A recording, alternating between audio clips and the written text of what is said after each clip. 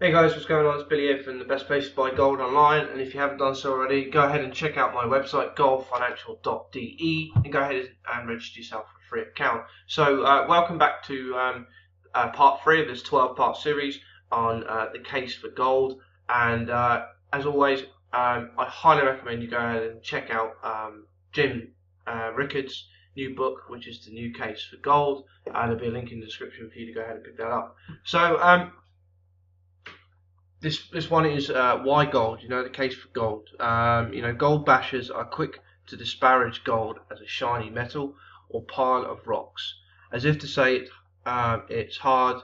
It had no particular attractions as a form of money. Even sophisticated economists such as former Federal Reserve Chairman Bernanke have described gold's continued storage in US vaults as a tradition, with no suggestion that there was anything more useful to say about it. In fact, the use of gold as money is not only ancient but eminently practical. Recently, Justin Rowlatt on the BBC World Service conducted an interview with Andrea Sella, Professor of Chemistry at University of College London, in which Professor Sella provided an in-depth review of the periodic table of the elements to explain why gold, among all the atomic structures in the known universe, is uniquely and ideally suited to be money in the physical world.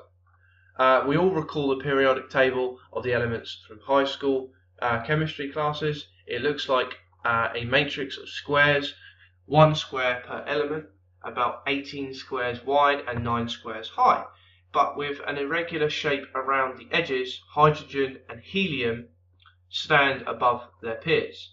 Each square contains the name of an element and its 1 or 2 letter symbol, along with some useful information such as the atomic weight, atomic mass and boiling point. A total of 103 elements are represented this way, from hydrogen, atomic 1, to lawrencium. I think that's pronounced right. I'm not really great at pronouncing long words like that. Atomic number 103. The important point of our purposes is there is nothing in the known universe that is not made of one of these elements or some molecule combination. If you're looking for money, you'll find it here. Professor Sella definitely leads the reader through a tour of the table. He shows that most of the matter in the universe is completely unsuitable for money. He then zeroes in on that handful of elements that are suitable and singles out one that is nearly perfect for the purpose, that is gold. Sella quickly dismisses 10 elements on the right hand side of the table, including elements like helium, argon and neon. The reason is obvious: they're all gases at room temperature and would literally float away. They're no good as money at all. In addition to the gases, Sella rejects elements such as mercury and bromine because they're liquid at room temperature and are asymptotical as the gases. Other elements are rejected because they're poisonous. Arsenic and some others are disqualified for this reason. Next, he turns to the left-hand side of the table. This includes 12 alkaline elements such as magnesium, calcium, and sodium. These are no good as money either because they dissolve or explode on contact with water. Saving money for a rainy day is a good idea, but not if the money dissolves as soon as it rains. The next elements to be discarded are those such as uranium, plutonium, and thorium, for the simple reason they are radioactive. No one wants to carry around a form of money that might cause cancer. Pretty obvious. Also included in this group are 30 radioactive elements created only in laboratories that decompose moments after they are created, such as